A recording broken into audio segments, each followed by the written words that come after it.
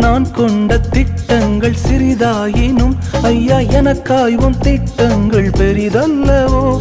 புழுதியில் இருந்து என்னை உயர்த்தினீரே, ராஜாக்களோடு அமர்த்தினீரே. புழுதியில் இருந்து என்னை உயர்த்தினீரே, ராஜாக்களோடு அமர்த்தினீரே.